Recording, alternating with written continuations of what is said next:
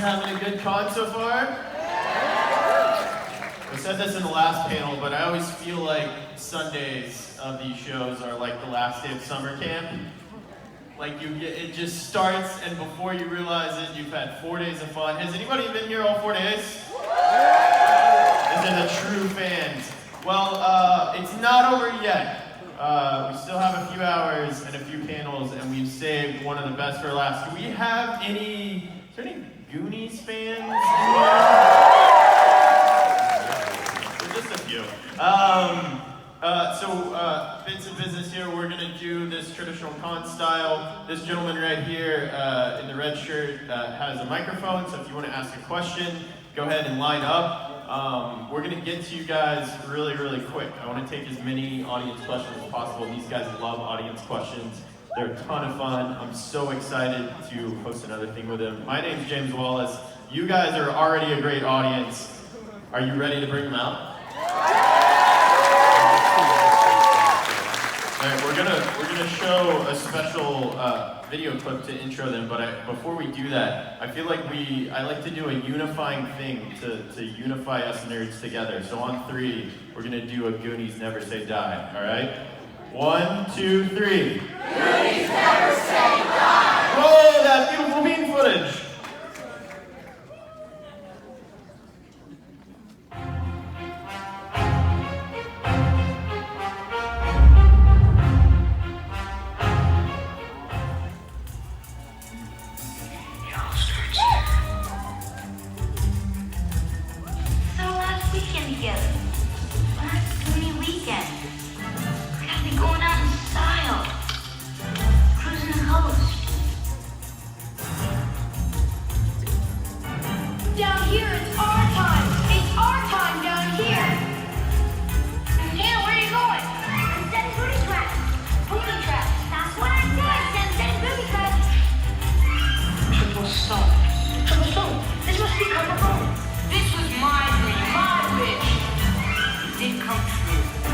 I'm taking it back.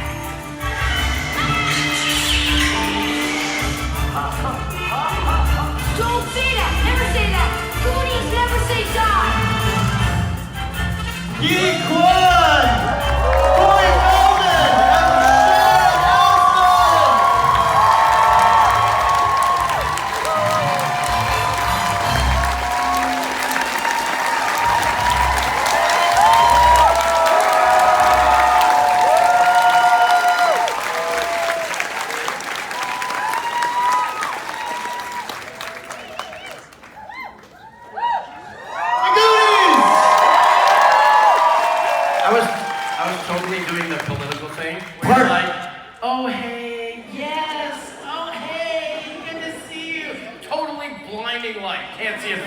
Sean's gonna have a new talk show. Yeah, that was good. I saw it. WWW.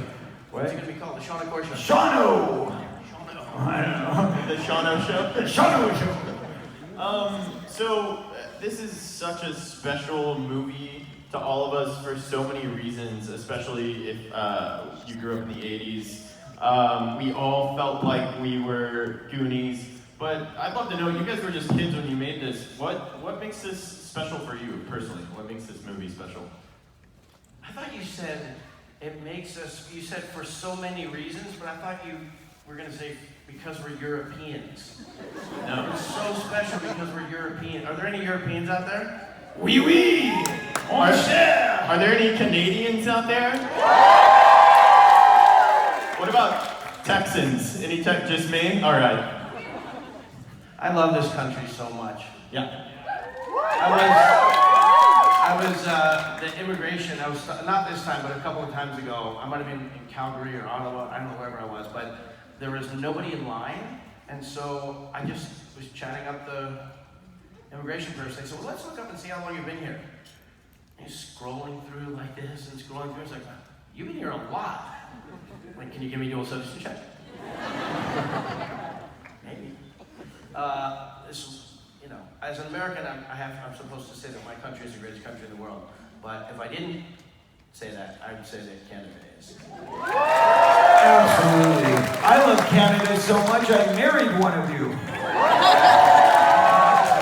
That's because they said he can only marry one.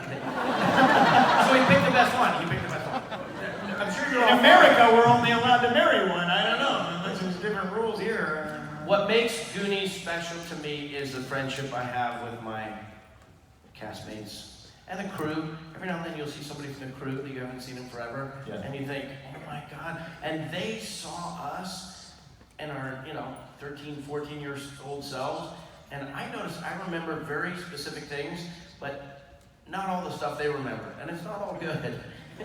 Yeah. 12. We were 12. And we had an amazing time making the movie. I mean, it was just like a giant playground with, 6 of your other best friends. I mean, you can't beat pirate ships, water slides, Bicycles is great. Yeah. Golf carts. We got to ride golf carts. And octopus. We didn't have. The octopus was very scary. Think about what they must have been doing in that mixing stage not to have cut that out. Right? Like, there's so many things in the movie that are left in there that are like, should not be in there. That are like, just. You know what? I actually asked Dick about it. I did. I said, why?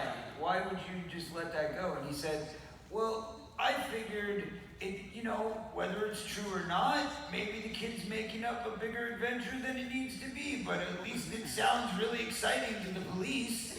And I'm like, okay. Or a newly legalized substance was being partaken of. Why would you say such a thing? It's awesome. They need to let us do stuff like, I always try and say my little brother, well, I've stopped lately because I'm forgetful, but my little brother, Mackenzie Aston, thank you very much. Thank you very much. Got some Mackenzie Aston fans out here. More Mackenzie Aston fans than Europeans, interestingly. But I wanted to say his name because he couldn't be a part of the movie. He wasn't in the movie. And it was hard to be a brother of seeing somebody like, a Steven Spielberg movie. So when the Fratellis are shooting at us, when we've walked across slick shoes, we've done slick shoes on the pole there, and the waters come down, and they shoot, and bang, the thing goes off the rock, the bullet, and I go, holy Mackenzie! I said, can I say that? He goes, sure. His attitude was basically, if a kid's gonna do it, if you're actually doing it in your life and you want to say that, it should be in the movie.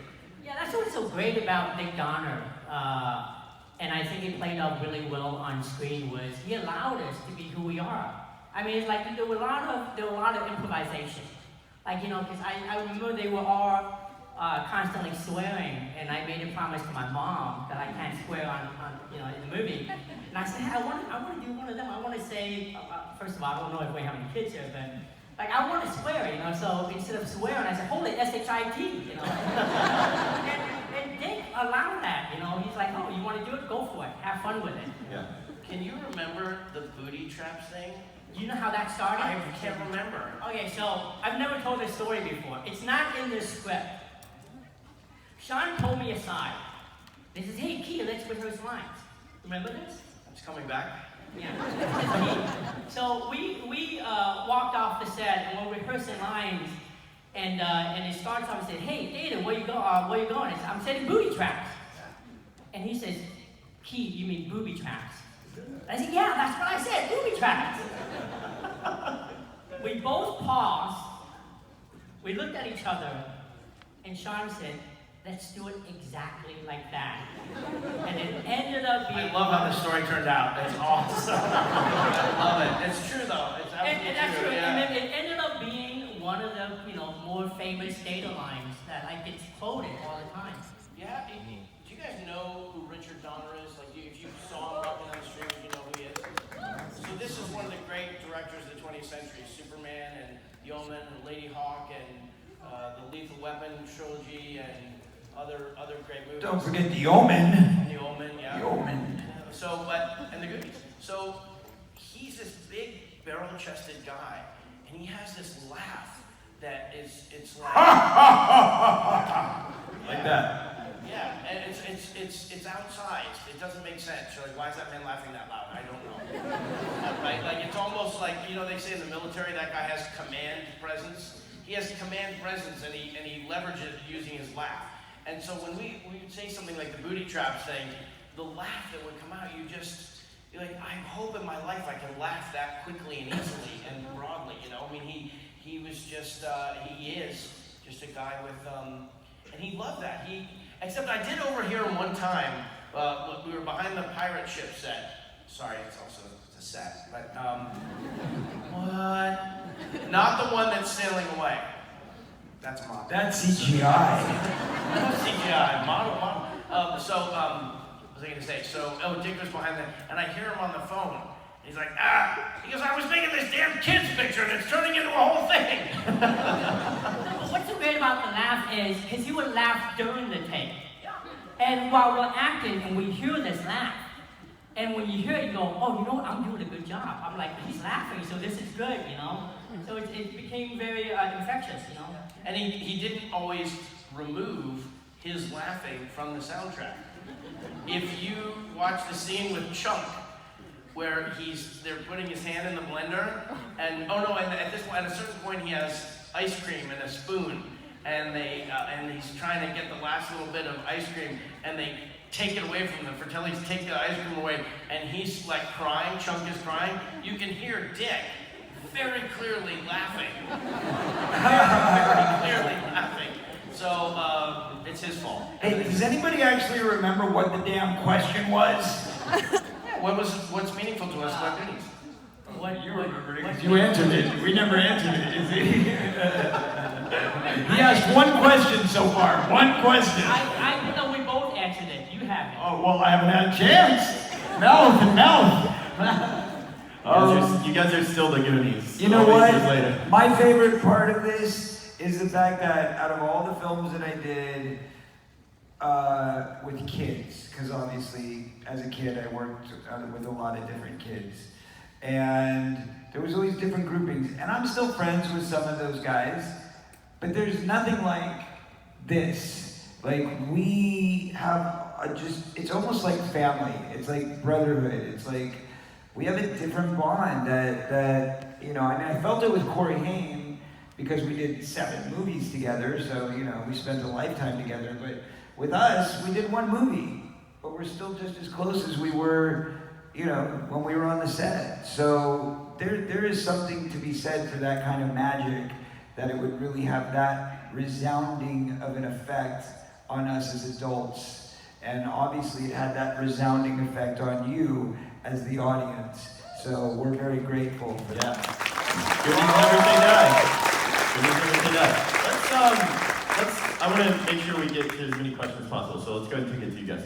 Hey, you guys! Hey, you guys! Hey, you guys! It's like a jazzier rendition. I like it. Right? Doppler effect. Yeah. It's our time. It's our time down here. Oh man, this guy.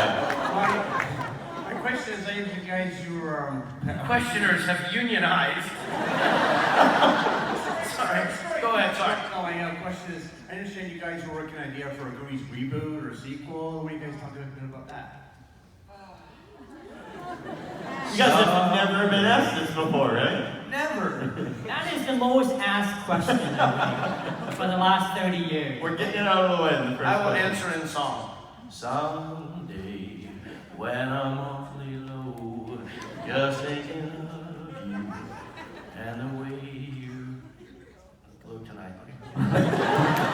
That had nothing to do with it. The someday part. Someday it'll happen. The audience wants it. They're going to do it. It's annoying it's taking so long. I'm sorry on behalf of Steven Spielberg. Yeah, we'll get it done tomorrow, I swear. Someday it'll happen, yes. Thank you. Thanks. Hi.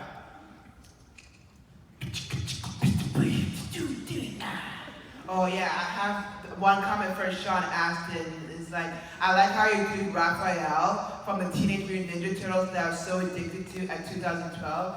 And I did meet Rob Paulson, which is the best one. And Raphael is like... Wait. What do you mean he's the best one? Well, I did have a good example of Raphael. They call him the OG, right? The OG rap? Yeah. So there you go. You got the understudy. Yeah. And then when we did the 2012 Nickelodeon iteration, which you were also prominently in, Rob Paulson was sitting I was sitting next to him, and he was the voice of Raphael. It's very meta. You know, I worked with a Raph, I'm standing next to a Raph, I'm a Raph, you're all Raph. Everybody's Raph. Everybody's Raph. I love doing that part. Come on, stop talking and start fighting. Let's go. And not When only he gets Spike, when he gets the, or what's the turtle first, he turns into Spike. Well, it's only fitting that we were like best friends when we did the Turtles together, right? So I was Sean's turtle. How many of you knew that? Hmm? Yes, I became his pet. That's right. He becomes my mutant pet. Just call me your bitch, all right? Just call me your bitch. Jesus. Thank you for that. Oh yeah, and another thing is, how would you feel if the Goonies were made together with Raphael, Chester the cat, and Special Agent O's here? It's all part of the plan! She's like dropping my entire animation catalog. Yeah, she's a Especially, super you know, fan. so it's all part of the plan. And you said Chester. Chester just screams all the time and it hurts my throat. But I love that show, Banicula, and thank you for noting all of these shows. I love doing animation. Hakuna Matata, yeah. Hakuna Matata. Thank you. Hakuna Matata. And break a leg.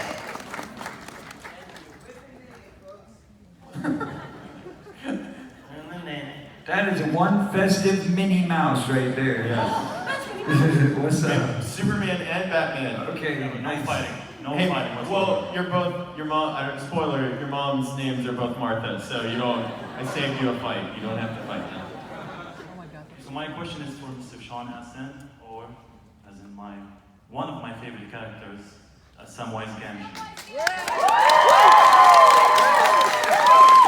I have a request and I have a question.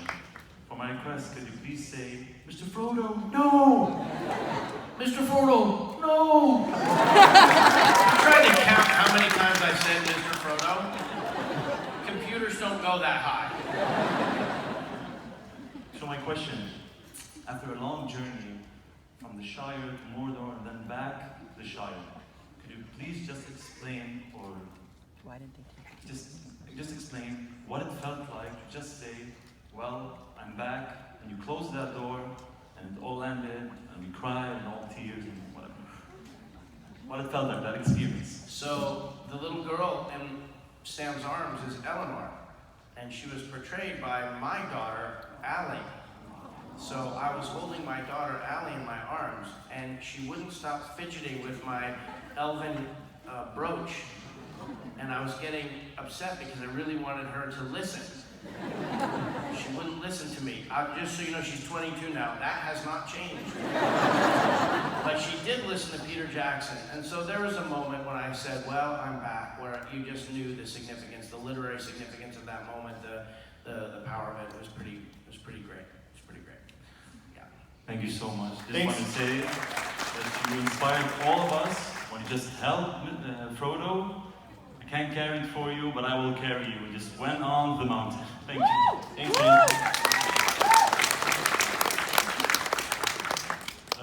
Would you mind holding me the way you held Frodo? It's such a weird nerd fantasy I didn't know I had until this moment. Samwise holding Batman like, you know, Frodo. I'm not Batman. Only at Comic-Con Yeah. Fan Expo Canada, right? Yeah. Right. Just by way of kind of circumnavigating this, so in the Batman television series in the 70s, there were 3 actors who portrayed the Riddler. One was Frank Gorshin, right? Who else? And the second one was John Astin. Oh. I didn't know that. He was depicted in very, very, very tight green leotard that all my friends from school saw. He's not Jewish. Wait a minute, really? Is that really true? You have a Riddler costume in your house? Well, not in my house, but I mean, did he keep it? He had it at the house, really? I'm sure if I went to Western Costume and I was like going through all the things, it'd be like, oh, there's Cary Grant's thing, and oh, there's Frank and John Astin's Wow. Riddler. Yeah, he would always say, riddle me this, Batman. That's so awesome, Yeah, dude. if you're Now I'm impressed. That's it. Finally. I'm gonna come over and get your dad's autograph at some point. Finally, after all these years, That's you're right. finally impressed. That's right. Thanks. Hi. Hello. est-ce que vous parlez français? Do you speak French at all? We. No, I don't. I'm sorry. I know that we are. When we in Air Canada, you land, they speak in French, and I just think, oh. Enchanté. And I'm a teacher, and I was wondering if you would be able to send a message to my students to say hello and maybe give a message on the importance of reading and having adventures. What grade level? This year I'm going to be teaching kindergarten to grade 6, but elementary anyway. And can I approach a little bit? Go ahead, leave them the same message about the importance of education.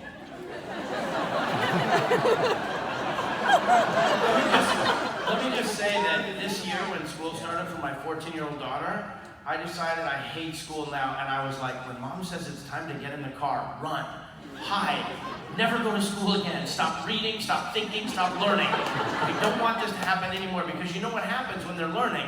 They're growing, and then they're not the same. It's like, next year she'll be 15, not 14. This is terrible. My 17-year-old just turned 17. I'm like, stop turning 17. This message is going horribly. This is not the message you were looking for. Run! No more school. The problem is they give too much homework now. You know, homework's too hard. I can't get that much homework. I can spend 5 hours a day doing homework. I'm like, you better be smart. All this homework. You want to go to a movie? No, I have homework. Whatever. And their mom's like, they have to do their homework. So I'm the good parent. Okay, so you can actually go to the Screen Actors Guild Foundation. Actually, if you just type in my name and the word bad case of stripes, there's over 1 million views of me reading this little children's book, and it is awesome, and it's perfectly suited for that age group. It's about Camilla Cream, who doesn't like lima beans. And she starts turning all different shades and colors and shapes, and it's not very good for her, and they call in the experts, and they give her pills. But the only thing that works, spoiler, I'm not saying it. Kids, if you read, you will laugh and love your life, so read.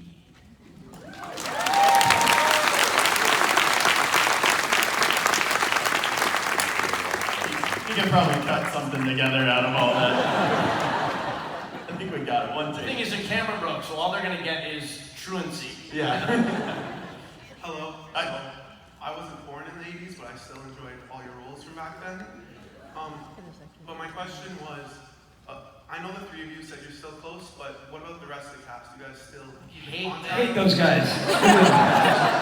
They're not here. You know Terrible. the guy's Thanos now? What is that about? He went to the dark side. He went to the dark side. What can we do? First he played Bush, then he played Thanos. Two of the greatest evil emperors of our time. Sicario movies of Sodaldos? No, I haven't seen Oh my gosh. No, you got the 3 best Goonies up on stage.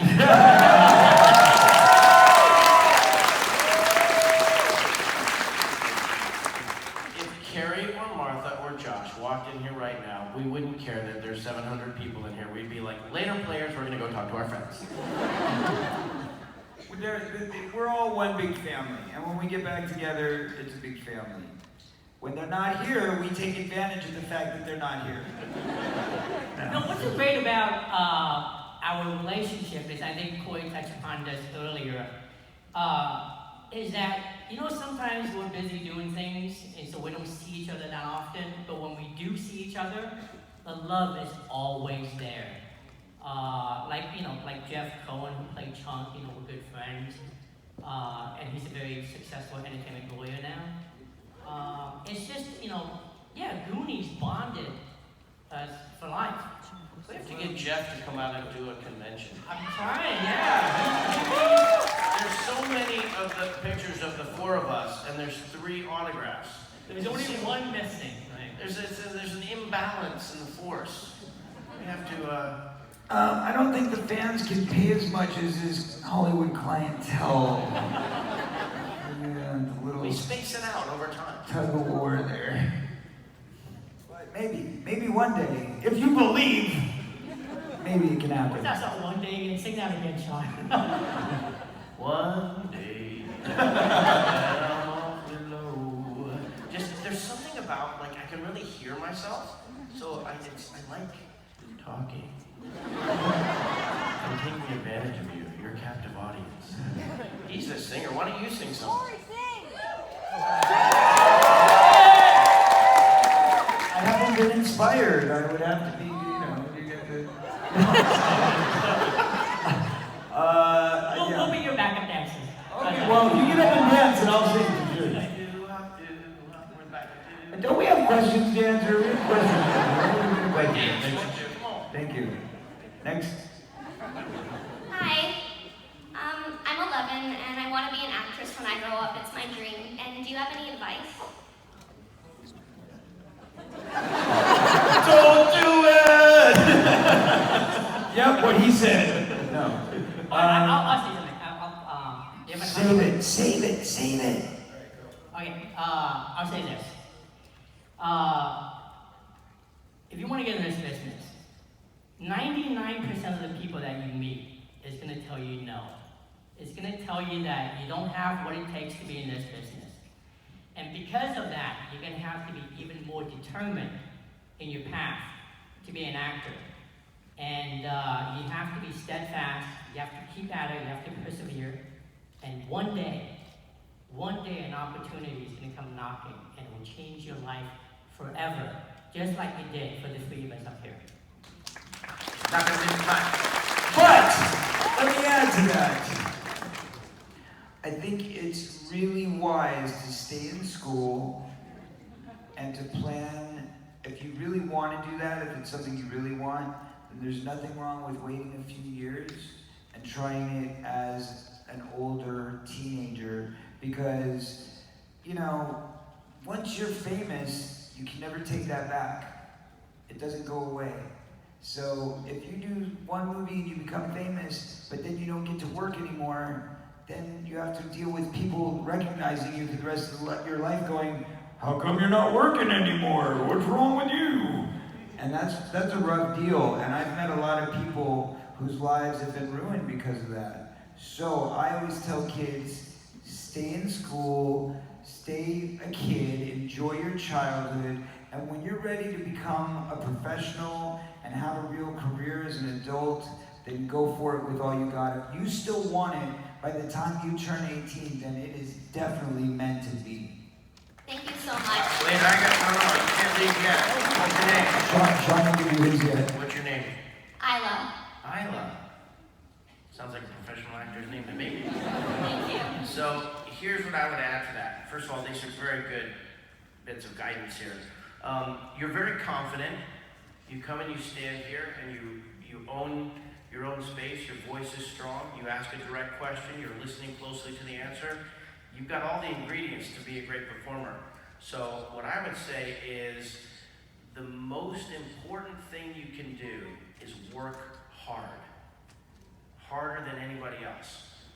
Whether that's in your studies, drama class, auditions, whatever it is that you're doing, never stop working hard. And at some point in your life, you'll look up and you'll be like, boy, this hard work really paid off. But that's the difference between people, in my experience, who work consistently over time and those who have ups and downs, is just a constant drumbeat inside of you that says, I have to be working. And you need a little bit of luck, which there, I just give it to you. Thank you so much. This is great advice. Thank you. Cute kid. He seems way more mature than me. Excited to have you guys in Toronto. Welcome. Good to be back. My brother and I, we lived in Thailand. We were just kids when we watched the Goonies, and we tried to form our own Goonies club and went treasure hunting and went on the roofs and fell on roofs and stuff. It was fun. And then Sounds like you did more than try. didn't find treasure. That's okay. We also recently they showed the Goonies in the Cinesphere in IMAX, and that was amazing. Kind of reliving our memories. And I want to see it in IMAX. IMAX screen was phenomenal. And braces are like 2 stories tall. Well, have you seen the 4K print yet? Yeah, they put it out over the summer in 4K. That's what they showed in Dallas. Saw a little bit of it in Dallas. In IMAX? No, in IMAX, the 4K, the restoration. Okay, I believe you. It was awesome. Dallas. I did see it at the what's it called? The Draft House. Yeah. The Alamo Draft House, Yeah. which is that place is awesome. And they have, I've been there too, but they have the 4K then. Yeah. We didn't really stay very long, but I saw the beginning with the. Yeah. You know what we didn't have that you guys have when we were making it is the music. The music makes the movie really. Dun, dun, dun, dun, dun, dun, dun. No, that was playing in my head all the time. Was it?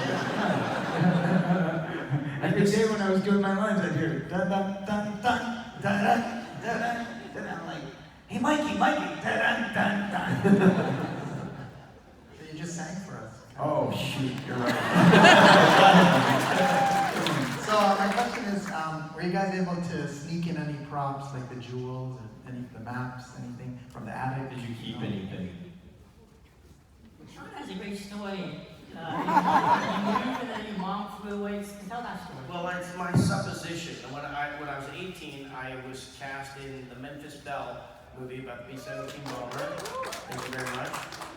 Incredible experience going over to England and being a part of that, meeting the veterans and flying in actual B-17s, and it was just awesome. So, but my mom sold our childhood home. So when I came back, it was like, yeah, you don't live here anymore.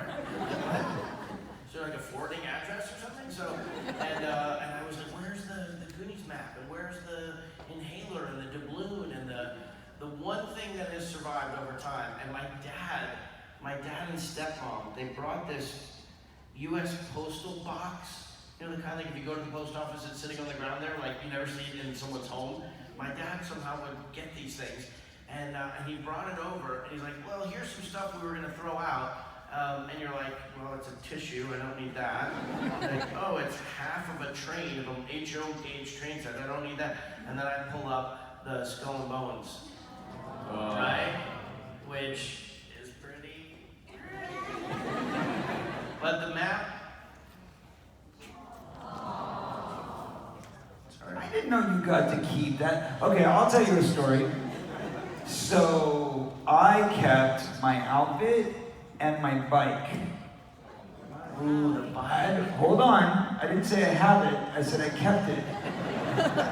Two big variations there. So when I finished Goonies and I kept all this amazing stuff, I was so excited. And this guy who ended up being a nefarious creature, let's just say. He was a nefarious character in my life who did some awful things, and it's in my book, you can read about him. But this guy who was like a huge fanboy of Steven Spielberg and all of his films and whatever, he convinced me at the time to sell him both my wardrobe and my bike, because as a kid, I didn't get my money, right? My parents got my money, so I never got to see it. So he goes, I'll give you $50. And I was like, yeah, such a good deal, obviously. Where else am I gonna get $50? Yeah, I'm sad to say, I sold myself out for $50. I was gone. But that's just to make you feel better, I saw that bike auction on eBay for $100,000. Exactly. So that's very sad. But that said, over the years, I have gotten a few things that have come back to me somehow. So I've gotten a couple of the doubloons somebody gave me, and the A from Andy's sweater. Oh, wow. I have the Letterman A. Dare I ask how you got that? Well, there was one day Carrie and I were in the dressing room. No, just joking. No, and somebody literally handed it to me at a convention. They were like, hey, I bought this. I thought you should have it. And they gave it to me. I still have the data jacket. Oh, that's so cool. Yep, and nobody conned you out of $50. Well, it's because I stored it away like a long time. I didn't even know I had it. I moved, and I was just going through all these boxes. And I said, hey, what's this? It's like it's really old, and it's got all the tapes on it. And I opened it, and on the very bottom of the box, it's like, what is this, I took it out, and it's a data jacket. And it's Why don't you ever bring it? You should bring it. Yeah, but it's so weird, because I looked at the size of it.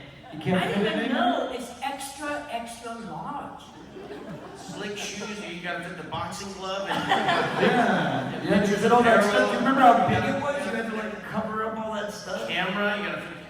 But it still looks just as good. So yeah, I still have. Only when you're wearing it, buddy. Only when you're wearing it.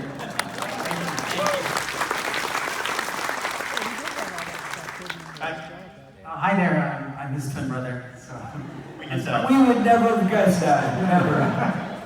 I'm wearing a different shirt. I tried to find a Goonies shirt, but I couldn't find one. So Superman works. Oh, Superman works? Oh, that was yesterday.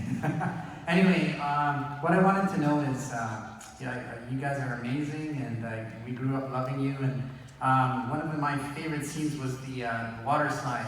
So I just wanted to know, how many did it take a lot of takes for that water slide scene? You know, I wish. That was the one scene that took one shot. They did it like 2 takes and we were done. The rest was stuntmen. They were worried about safety, so the stunt doubles did a lot, but we only got to do it like once or twice, which totally blew it. I'll tell you a funny story. So here's the irony. They're like, kids, this is very dangerous. Every day, we're 12-year-old kids and we're seeing like these giant water slides wrapping all the way around the soundstage. And every day we're like, can we go on the water slide?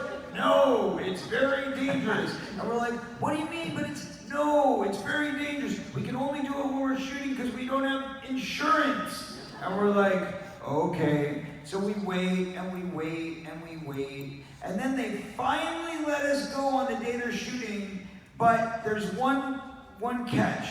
The catch is there's got to be a guy on a mat in between our legs with a camera coming in front of us and like a sound guy on his back like this and another guy over here trying to catch the focus. So there's like 3 people on this board in front of us and we're going down and we're like, wait a minute.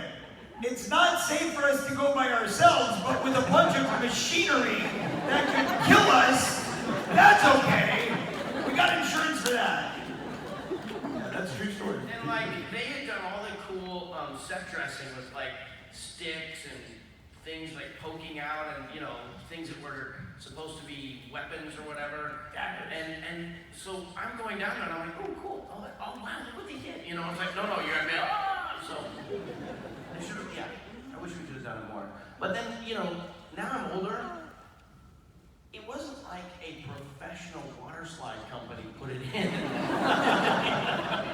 It was like, guys were like, well, staples? No, that won't work. With the hot glue? I don't know. So, you climb up the rickety stairs of the old studio and you're like, you probably ought to make it, They tried it with the one, my stunt person was a girl.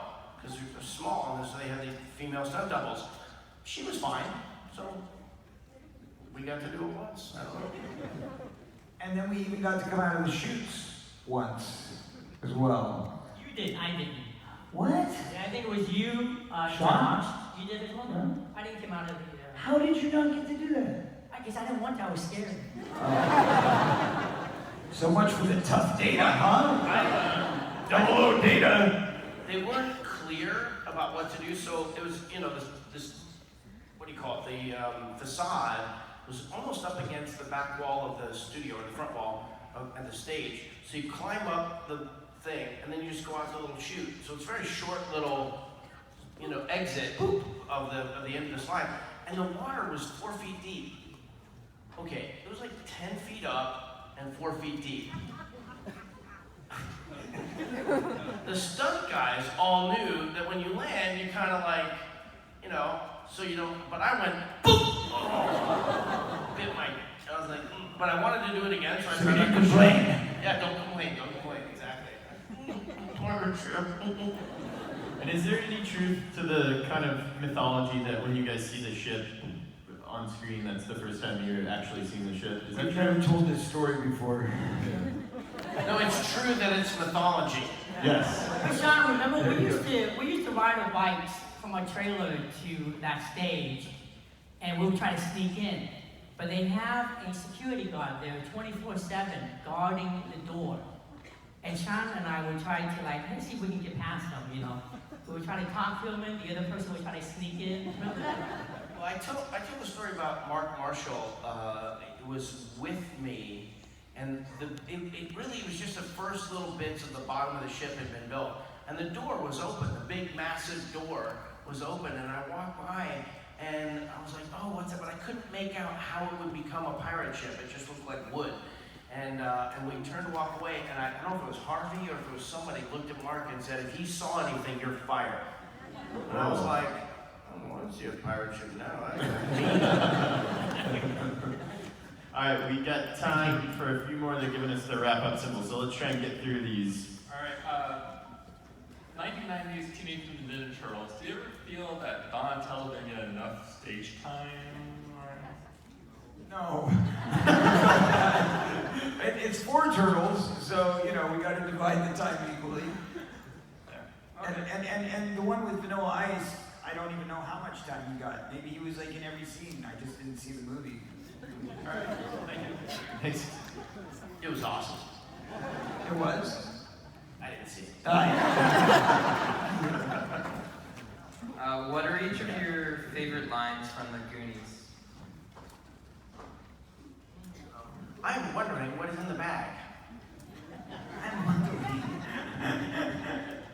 What he says when we're looking at the restaurant, the Fratellis are carrying out the dead body, and so earnestly, Data's like,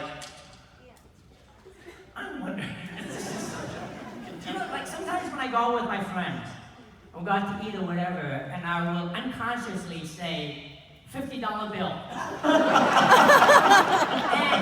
And I'm like with a big group, and everyone starts laughing. I have no idea why, and then it takes me like, oh, okay, I get it, the reference. Who's got a $50 bill? $50 bill? Oh, that's so good. For me, I hadn't seen the movie in many years, and I watched it at one of those Alamo Draft House things. And I remember thinking, where I go, hey Chunk, I got pictures of your mom naked. Real cheap. And I was like, that is really pushing it for a little kid to say that. Wow. And then the body shaming, and it just gets worse and worse. Right? 80s PG, that's what we got. Yeah, man. Crazy. Thank you for Thanks. asking. It's our time down here. Hi, I just want to mention that my parents really wanted to make it here, but they couldn't. It's because my dad had to get surgery, and so they really say hi. Hi, Dad. Hello. But my question is, what's your fondest memory of making the movie? What's your fondest memory? I know that's probably been asked a lot. Oh, it's a great question. Kiss a good girl.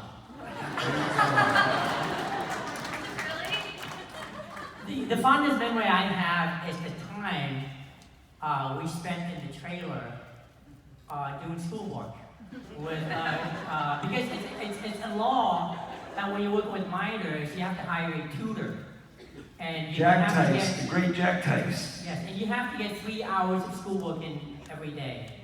And it was in that trailer that we all bonded, we became brothers and sisters. And it's in that trailer that we laughed, we cried, we joked, we made fun of each other. You know, I mean, it was just... And Martha and I got in a physical fight. In the trailer too, yeah, that's right. The only time I've ever fought with a girl. You got beat too. She was like twice my size. She was from New York and she was tough and she was like, I walk in and Martha's got Corey pinned against the wall, and you're like, Martha, No let him go, way. let him go, let him go. Thanks. Thank you. Thanks. Thank you. Love to death. Hi. Hi. So basically, as you can tell, I'm a Turtles fan of both renditions. thank you. So about the 2012 series, Raphael was technically a parent of Spike, and he was still overprotective of him despite his mutation. So of the Goonies cast, who would you say is more of the helicopter parent? Deep Ninja Turtles question. Then or now? More of a helicopter parent feel like it's me. I feel like I feel protective of everyone. I don't know if everybody feels that way, but I'm like that everywhere I go. I'm always worried about everybody. I don't know. Maybe, I don't know. I mean, I'm the same way, but I don't know if Donatello is. No. Well, sure he is. You think? Well, maybe. No, Raph with Spike, the coolest thing about Raph in the 2012 version is like with Mona Lisa, his girlfriend, who's a salamander, really weird salamander. Like, it's so great to see somebody who's like tough and gruff and, you know, grumpy all the time have a soft, sweet experience. So, you know, he gets to kiss Mona Lisa, which I was like exceedingly happy about for him. Yeah. So I think the turtles all look after each other and the Goonies all look after each other. I don't know that there is one helicopter parent. But that said, there is a little bit of a reversal of fortune because when Spike turns into Slash and he becomes the most powerful turtle, well then he kind of has to take care of all the rest, right? So he kind of actually becomes the helicopter parent, I guess you would say. He's always my little boy, but whatever. Well, yeah, but you know how it is when your little kid gets bigger than you all of a sudden, and then you're like, oh, okay, well, I guess you're still my little kid, though, right? See that turtle? That's gonna happen to my yeah. He's just like this giant. I'm just leaving you in the middle of this conversation. sorry, Keith. It's a turtle question. They're doing just fine without me. Okay. So Esoteria 101. Here endeth the lesson. So we have to wrap up, but hopefully that answers you got one person behind. I want to end. One person. Hi. All right. Ask a question super quick, and then we're turtle. going to end on a reflective note. Here. Hi. So obviously you got to go on like a lot of adventures while filming the movie. What was like your favorite adventure to go on? Like was it seeing the pirate ship or like filming with the octopus? Like what did you kind of take? Like, To me, the bicycles in Oregon when we were on those kind of like mountainy, wet roads. That was the best. That felt like, you know, the sea, the ocean breeze was on you, and they were always late. Like we always were, the sun is going down, we have to go quickly, and like, oh, we can. There's one bit where I kind of almost crash, and then I go back to like pick up the map or something. That was real. That was real. I really did crash. I was so upset because I wanted to look like I was a tough bicycle rider, but I really crashed. So, but that, to me, that was the most, it felt like what it looks like. I enjoyed that too. I really liked the bike I stuff. like that. Yeah. And the pirate ship was amazing. That we built that, and it was just a sight to behold. And the best part about that set is all that giant pool of water is heated. So it's like 85, 90 degrees. Yeah, it was nice. So nice. And there's blue dye in it, so you get home and you'd be like painted blue. Like, Oh, you got blue boogers. You'd like go to blow your nose and all of a sudden all this blue crap would come out and you'd be like, that's not healthy. That's not good. I was bummed out I didn't get to go off the plank. I really wanted to jump off the plank. Yeah, that was so not happening. You thought 10 feet was high, it was right like 30. But okay, I have one for you. So for me, the best moment besides, the general idea of being able to have these guys next to me every day, is the fact that every cool celebrity who was ever cool in the 80s came to the set. I mean, everybody. From like Dan Aykroyd to Pee Wee Herman to Cyndi Lauper, Michael Jackson. I mean, It's like the heads of the other studios who wanted to see what was possible. Like it was a landmark achievement in set design. So that was. I remember one time we were in school and like a pink elephant walked by, and then something else. You were like, oh, this is the acid dropping portion of the school. Oh, that was Pee Wee. That was Pee Wee filming across the street. He was big adventurous. I remember one day when Harrison Ford. That's what I was going to say. And there's a biography of him that he absolutely hates. And Steven Spielberg did a joke on him, went out and bought 200 copies. Remember this? He bought 200 copies, and when Harrison Ford walked in the set, first of all, he looked to his left, and there was a security guard reading that biography. And then he looked at it and go, oh, so he rolled his eyes. He walked a little further into the stage, the craft service guy is reading that book. He walked a little further down, the electrician was reading that book. He got on the set, and there was like 50 people. Have that book reading it, and it was, Oh, you bastard. That was a great day. Somehow I missed all that. I don't know how I missed it. I think I got to the set late when Harrison was there because I was in the trailer and I remember coming like hearing, oh, Harrison's worth here. And I remember coming just in time when he was going across the trestle with the log, you know, where the water comes rushing over us. And Stephen was taking him up on that journey and I was like, I gotta go, I gotta go, you know, go on the adventure with Indiana Jones, come on. How many times does that happen? Indiana Jones comes to our set to go through our caves. Nice. You know, I mean, the production designer on the movie was amazing. So that's why we had so many, friends, friends of Steven and Dick to come and visit because the set was amazing. It was just beautiful. J. Michael Riva. The set with the big skull, where the organ? Data, not the organ, not the skull and bones. No, the big pirate looking, you know, where the bathroom scene. Yeah. Okay, so where you come down with the pictures of peril and almost die. Oh, yes, Then we go there. Do you remember what that was originally supposed to be in the screenplay? Flood. It was going to fill, the chamber was going to fill with water, and Josh was going to go down, Rand was going to go down and unplug it, and so that it would drain and it would reveal whatever the next bit was. So, but I think they ran out of money and they made a pee joke out of it. On that P note, I think that's it. Hey, I just want to say, guys, you're very lucky to be here today. You know why? Because this is the last Goonie reunion of the year. So who knows if it'll happen again. So I hope you guys have enjoyed it.